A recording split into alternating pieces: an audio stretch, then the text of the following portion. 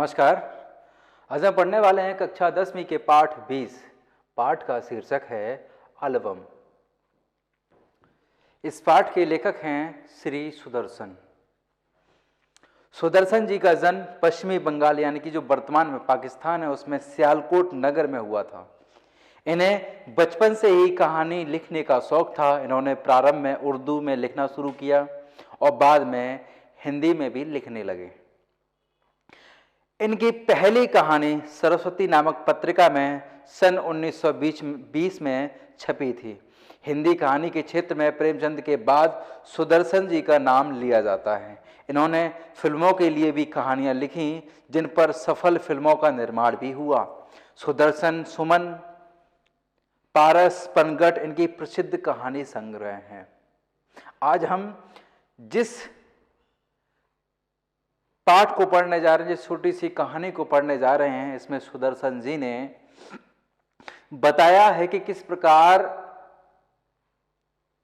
किसी लेन देन के आर्थिक व्यवहार के चलते आर्थिक व्यवहार में किसी न किसी कारणवश संबंधों में दरार उत्पन्न हो जाती है। यहाँ इस पाठ के दो प्रमुख पात्र हैं। पहले पात्र हैं पंडित सादीराम और दूसरे पात्र हैं लाला सदानंद। लाला सदानंद पंडित जो सादीराम हैं ये हृदय के काफी अच्छे व्यक्ति हैं। इनका व्यवहार काफी कोमल है, काफी उच्च विचारों के व्यक्ति हैं, ईमानदार व्यक्ति हैं, सज्जन हैं। और ऐसे ही इनके एक मित्र हैं जिनका नाम है सदानंद, वो भी हृदय के काफी अच्छे व्यक्ति हैं। कहा जाता है कि आर्थिक लेन देन में बहुधा ऋण देने वाले और ऋण लेने वाले दोनों के बीच किसी न किसी मुद्दे को लेकर मतभेद उत्पन्न हो ही जाता है। इस कहानी में आर्थिक व्यवहार, ये कहानी जो प्रस्तुत आपके समक्ष है, यह आर्थिक व्यवहार से संबंधित है, यानी कि पैसे के लेन देन से संबंधित एक कहानी है जिसका बहुत ही मार्मिक चित्रण इस पाठ में प्रस्तुत किया गया है। इसमें ऋणदाता यानी कि जो ऋण देने वाला है और ऋण लेने वाले के व्यक्ति के बीच में आपसी संबंधों को बनाए रखने का जो मार्मिक चित्रण इस पाठ में प्रस्तुत किया गया है, उसके लिए सुदर्शन जी को काफी सराहा जाता है। इस पाठ में बताया गया है कि कैसे लाला सदानंद और पंडित सादीराम के बीच आर्थिक लेन देन हुआ, लेकिन दोनों के व्यवहार कुशल होने के कारण उन दोनों के बीच में कोई भी मतभेद उत्पन्न नहीं हुआ। आज हम इस कहानी को पढ़ने जा रहे हैं। इस कहानी में मैंने बताया जैसे कि इनके दो प्रमुख पात्र हैं पंडित सादीराम और लाला सदानंद। दोनों के बीच में जो संबंधों की जो गहराई है वो इस पाठ में प्रस्तुत की गई है। तो पंडित सादीराम जो हैं, पंडित हैं, पंडित सादीराम लाला सदानंद के पुरोहित हैं।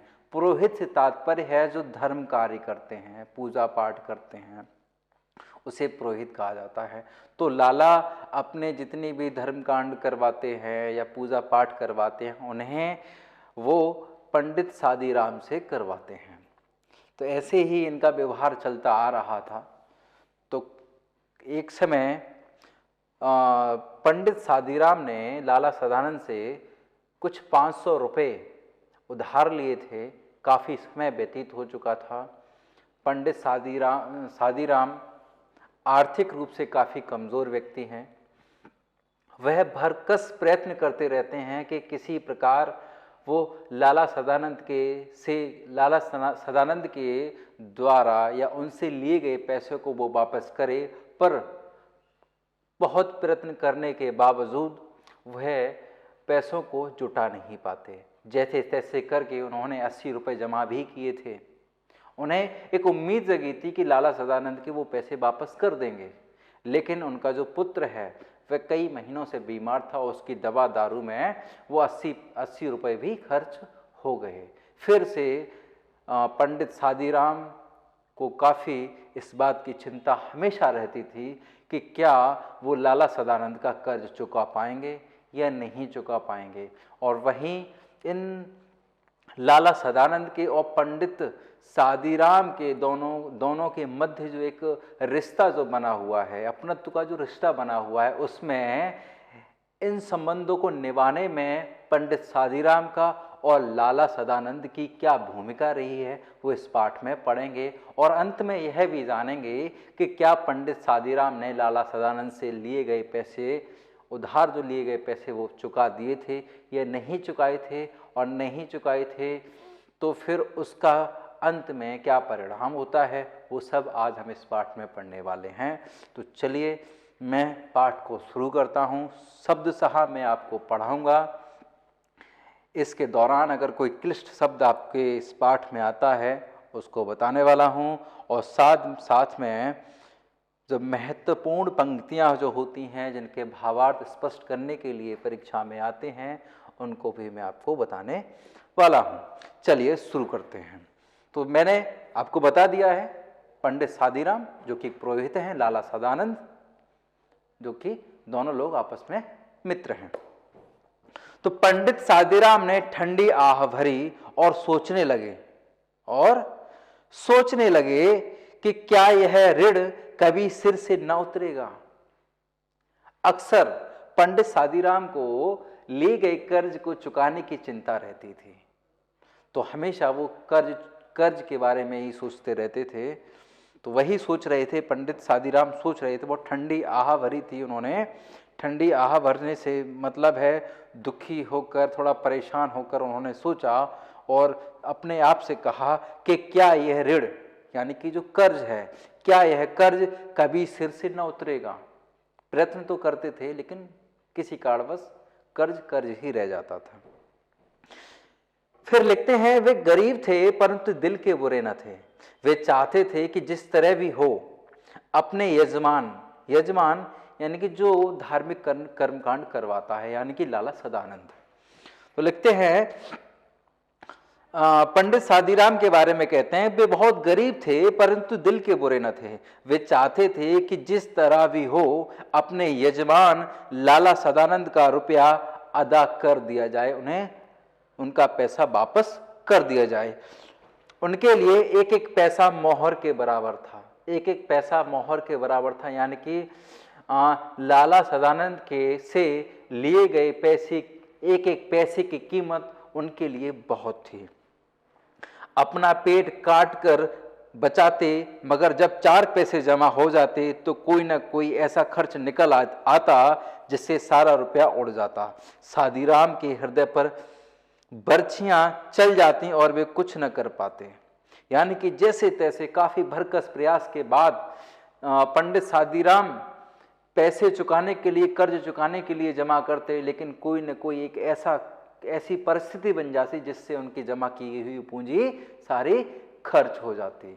ऐसे में सादीराम के हृदय पर बर्छियां यानी नुकीले तीर चलते, पर लेकिन वह कुछ कर नहीं पाते। परिस्थितियां ही ऐसी होती हैं इंसान की कि इंसान परिस्थितियों का गुलाम होता है। परिस्थितिवश वह इंसान खुद कोई निर्णय नहीं ले पाता।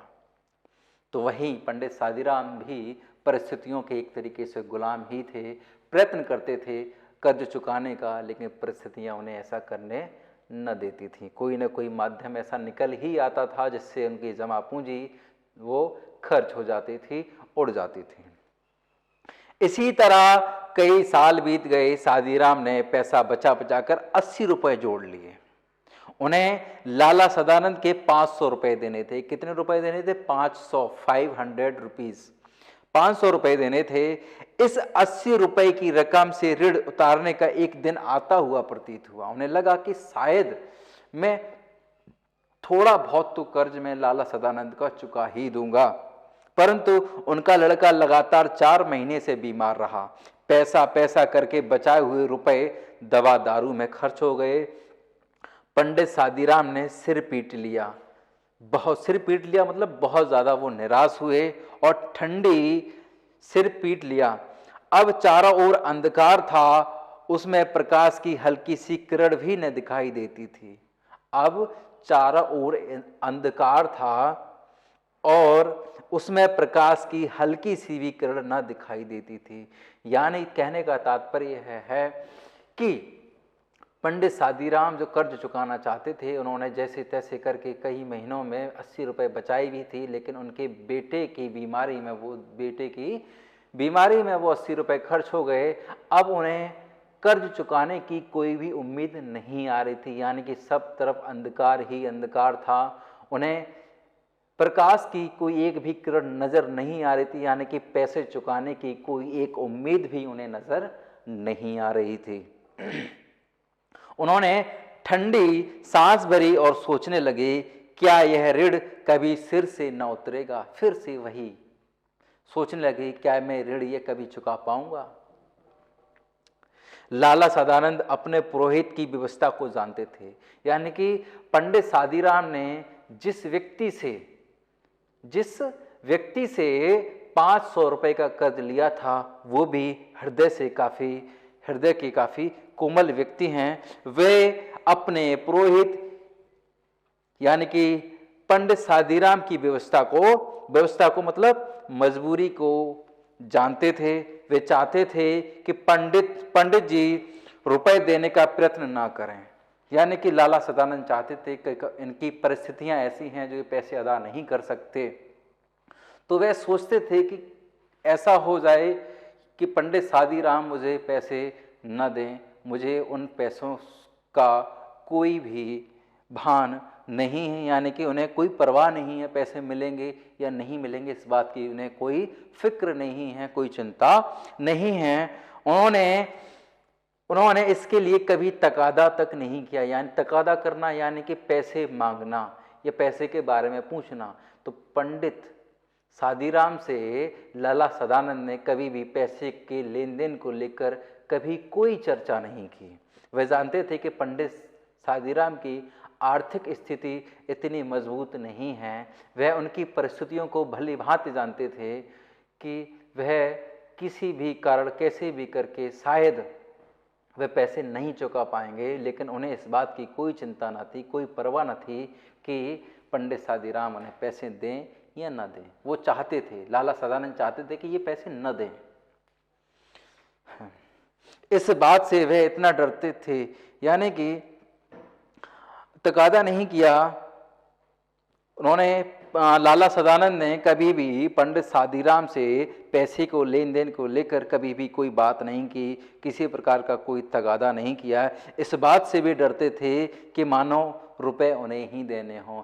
लाला सदानंद काफ़ी चिंतित रहते थे अपने उस मित्र के पास जो आर्थिक रूप से काफ़ी कमज़ोर है। उसकी परिस्थितियां कुछ ऐसी हैं कि वह पैसे वापस नहीं कर सकता, उन्हें इस बात की चिंता थी। वे ऐसे परेशान होते थे जैसे खुद लाला सदानंद को ही उन्हें पैसे वापस करने हों। सादीराम के दिल में भी शांति न थी। सादीराम यानी कि पंडित सादीराम के दिल में भी शांति न थी। वे सोचा करते थे कि ये कैसे भले मानस हैं जो अपनी रकम के बारे में मुझसे बात तक नहीं करते। खैर, ये कुछ नहीं कहते सो तो ठीक है, परंतु इसका तात्पर्य यह थोड़े ही है कि मैं भी निश्चिंत हो जाऊं। यानी कि लाला सदानंद के बारे में हमेशा कहते थे कि ये कैसे भले मानुस हैं जिन्होंने आज तक मुझसे पैसे के लेन देन को लेकर कभी बात नहीं की। चलो ठीक है, उन्होंने लाला सदानंद ने पैसे को लेकर कोई बातचीत नहीं की, ठीक है, लेकिन इसका मतलब यह बिल्कुल नहीं है कि मैं भी बेफिक्र हो जाऊं। मुझे तो जिम्मेदारी है, मेरे ऊपर कर्ज का बोझ है, मुझे तो पैसे देने ही देने हैं। वे काफ़ी इस बात को लेकर चिंता करते रहते थे। और फिर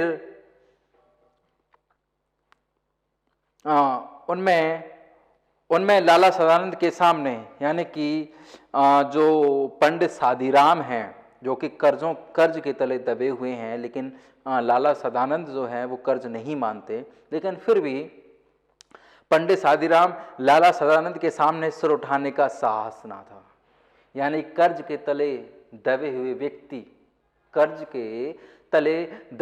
व्यक्ति अपने यानी जिस व्यक्ति से पैसा लिया है, जो कर्जदाता है, उसके सामने सर उठाने का साहस नहीं कर पाते हैं। ठीक उसी प्रकार लाला सदानंद के सम्मुख यानी उनके समक्ष पंडित सादीराम कभी सर नहीं उठा पाते थे, सर उठाने का साहस नहीं कर पाते थे।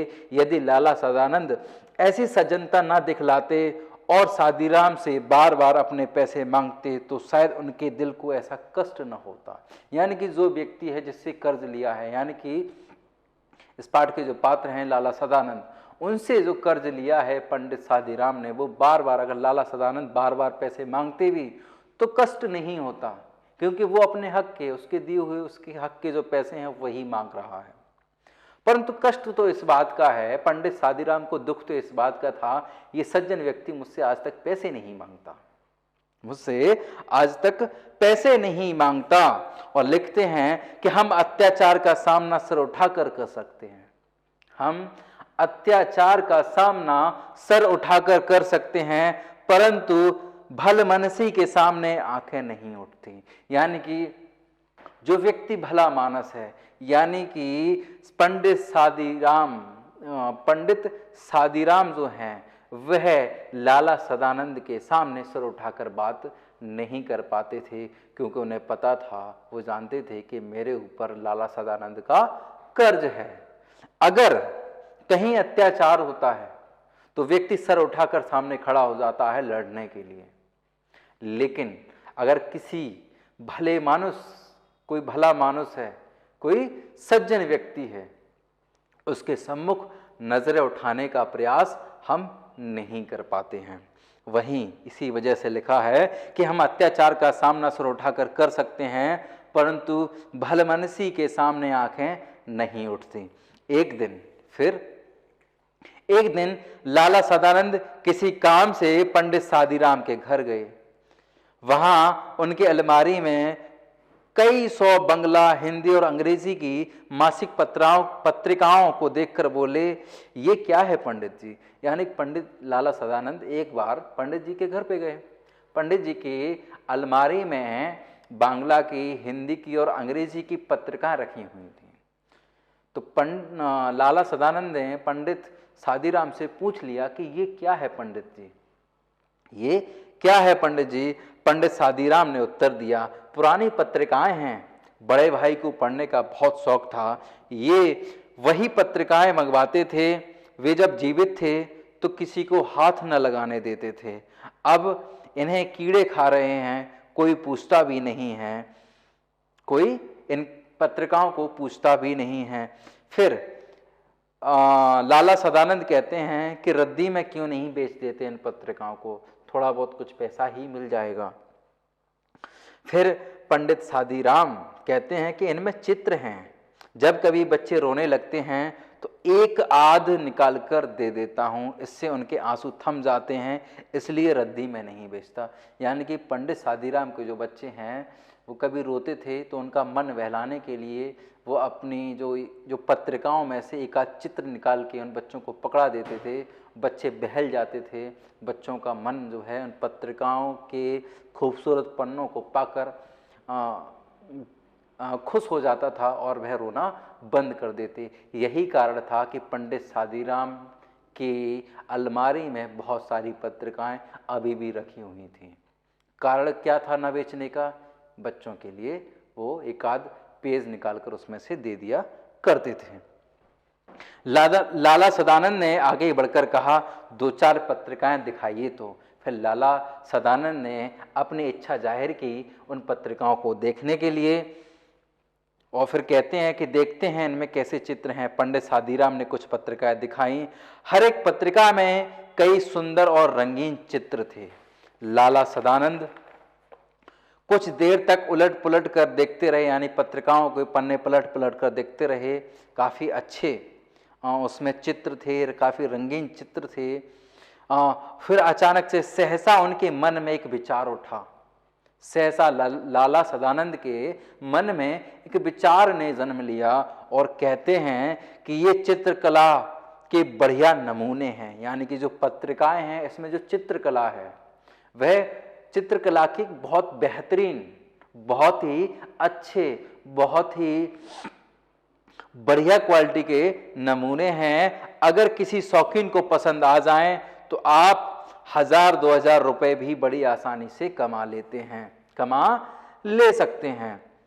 तो यानी कि लाला सदानंद ने पंडित सादीराम से कहा कि जो पत्रिकाएं हैं, अगर इनमें जो चित्र दिए गए हैं ये काफ़ी अच्छे चित्र हैं, चित्रकला इनकी बहुत खूबसूरत है, काफ़ी उम्दा इनकी चित्रकला है। इनको अगर किसी शौकीन को अगर ये चित्रकला पसंद आ जाए तो आप 1000-2000 रुपए आसानी से कमा सकते हैं। पंडित सादीराम ने एक ठंडी सांस भरकर कहा, ऐसे भाग्य होते तो यह धक्के न खाता फिरता। उन्होंने कहा अगर ऐसे भाग्य होते कि मुझे 1000-2000 रुपए मिल जाते तो मुझे यूं इस तरीके से धक्के ना खाना पड़ता। लाला सदानंद बोले, एक काम करिए। लाला सदानंद ने पंडित सादीराम से कहा कि एक काम करें, फिर काम बताते हैं कि आज बैठकर जितनी अच्छी अच्छी तस्वीरें हैं सबको अलग छांट लीजिए। यानी कि लाला सदानंद ने पंडित सादीराम से कहा कि आपके पास जितनी भी पत्रिकाएं हैं उनमें से सबसे खूबसूरत खूबसूरत चित्र, सुंदर चित्र निकालकर अलग रख लीजिए, चित्र निकालकर अलग रख लीजिए। उनको अलग रखने के लिए, छांटने के लिए कहा। फिर पंडित सादीराम ने कहा कि अच्छा है, मैं कर लूंगा। और फिर सादीराम कहते हैं जब आप इसके अच्छे अच्छे चित्र को छांट लेंगे तो मुझे खबर करवा देना, मुझे बता देना। फिर इनका करना क्या है, यानी कि जो लाला सदानंद हैं उनके मन में विचार चल रहा था कि ये पत्रिकाएं जो हैं उनमें खूबसूरत जो चित्र हैं, चित्रकला के जो बेमिसाल जो नमूने हैं, उनको वह किसी विज्ञापन के जरिए बेचने का इश्तिहार देंगे, उसको बेचने का विज्ञापन अखबार में दे देंगे। अगर किसी को वो चित्रकलाएं पसंद आती हैं तो वह उनसे, पंडित सादीराम जो हैं उनसे कुछ पैसे कमा लेंगे। फिर कहते हैं कि मैं एक एल्बम बनाऊंगा। एल्बम यानी कि चित्रों का जो समूह होता है, चित्रों का समूह होता है, उसे एल्बम कहा जाता है। तो मैं एक एल्बम बनाऊंगा और आपकी तरफ से विज्ञापन दे दूंगा। यानी कि पंडित सादीराम ने जब पूछा कि आप क्या करेंगे तो लाला सदानंद ने कहा कि मैं एक एल्बम बनाऊंगा और आपकी तरफ से विज्ञापन दे दूंगा। हो सकता है यह विज्ञापन किसी शौकीन के हाथ पड़ जाए और 2-4 पैसे कमा लें। तस्वीरें बहुत बढ़िया हैं। यानी कि पंडित सादीराम ने उन्हें अपनी योजना बताई और पुनः एक बार उन जो मैगजीन हैं, जो पत्रिकाएं हैं, उनमें बने हुए चित्रों की एक बार फिर सराहना करते हुए कहा कि ये जो तस्वीरें हैं वे बहुत बढ़िया हैं, अगर किसी शौकीन को पसंद आती हैं तो 2-4 पैसे आप कमा लेंगे। पंडित सादीराम को यह आशा न थी कि कोयले की खान में हीरा मिल जाएगा। यानी कि कोयले की खान में हीरा मिलने से तात्पर्य है उनको बिल्कुल भी किसी प्रकार की कोई उम्मीद न थी कि ये जो कबाड़े में पड़ी हुई पत्रिकाएं हैं इनसे भी मैं 2-4 पैसे कमा सकता हूं। जिस प्रकार कोयले की खान में काम करने वाले व्यक्तियों को बिल्कुल उम्मीद नहीं होती कि कोयले में काम करने वाले व्यक्ति जो हैं उनको किसी प्रकार की उम्मीद नहीं होती कि इसमें हीरा भी निकल सकता है, यानी एक बेशकीमती वस्तु भी निकल सकती है जो उनकी जिंदगी को संवार सकती है। वही इनके साथ हुआ था, वही पंडित सादीराम के साथ हुआ। उन्हें भी उम्मीद न थी कि इन पत्रिकाओं, इन बेकार पड़ी पत्रिकाओं से वे कुछ पैसे कमा सकते हैं। इसलिए उन्होंने कहा था कि पंडित सादीराम को यह आशा यानी कि उम्मीद न थी कि कोयले की खान में हीरा मिल जाएगा। घोर निराशा ने आशा के सभी द्वार बंद कर दिए। निराशा व्यक्ति को किसी प्रकार की जब कोई उम्मीद नहीं होती, यानी कि पंडित सादीराम को कोई उम्मीद न थी कि मेरा ये जीवन, जो मेरे कष्ट हैं, जो विषम परिस्थितियां उन पर आन पड़ी हैं, या पंडित सादीराम के ऊपर जो कर्ज है लाला सदानंद का, उसको चुकाने की कोई उम्मीद भी न थी। तो ऐसी ये निराशा थी कि उन्हें कोई भी उम्मीद न थी कि सब कुछ सही हो सकता है। तो वही इसीलिए लिखा गया है, घोर निराशा ने आशा के सभी द्वार बंद कर दिए थे। वे उन उन हतभागे से तात्पर्य है भाग्यहीन, जिनका दुर्भाग्य होता है, यानी जो भाग्यहीन होते हैं, जिनके भाग्य में, यानी जिनके भाग्य में दुख ही दुख लिखा होता है, जिनके भाग्य में कष्ट ही कष्ट लिखा होता है, तो वे कहते हैं वे उन हतभागे लोगों में से थे जो संसार में सिर्फ और सिर्फ केवल असफल होने के लिए पैदा हुए थे। यानी कि वे ऐसे अभागे व्यक्ति थे जो हमेशा असफल, उन्हें हमेशा असफलता ही हाथ लगती थी। और कहते हैं कि इतने अभागे व्यक्ति थे, इतने भाग्यहीन व्यक्ति थे कि अगर वो सोने को भी हाथ लगाते तो वह भी लोहा बन जाए, कि वे सोने को हाथ लगाते तो वह भी मिट्टी हो जाता था। यानी कि अगर वो किसी काम में हाथ डालते तो काम असफल होता, किसी चीज को पकड़ते उसका मूल्य नहीं रहता। इतने अभागे थे पंडित सादीराम जी, यानी कि वो अपने आप को इतना अभागा समझते थे, क्योंकि उनके कोई भी अभी तक कोई सकारात्मक काम नहीं हुआ था। लाला सदानंद से जो 500 रुपए जो उन्होंने लिए थे, कई वर्ष गुजर गए लेकिन उन्होंने कर्ज नहीं चुका पाया। जैसे तैसे करके 80 रुपए जमा भी किए थे, लेकिन बेटे की बीमारी के चलते वो 80 रुपए भी खर्च हो गए। तो इसीलिए उन्होंने लिखा है कि वे सोने को हाथ लगाते तो वह भी मिट्टी हो जाता, वे सीधी बात भी करते तो उल्टी पड़ती थी। उनको पक्का विश्वास था कि यह प्रयत्न भी सफल ना होगा। यानी कि पंडित सादीराम को यह बात, यानी अपनी गत वर्षों की जो जिंदगी है उसको देखते हुए उन्हें यह विश्वास था कि लाला सदानंद ने जो एल्बम बनाने का जो तरीका जो बताया है, एल्बम को बेचने का जो तरीका बताया है, वह भी सफल नहीं होगा, उनसे भी उन्हें पैसे नहीं मिलेंगे। परंतु लाला सदानंद के कहने से दिन भर बैठकर तस्वीरें छांटते रहे,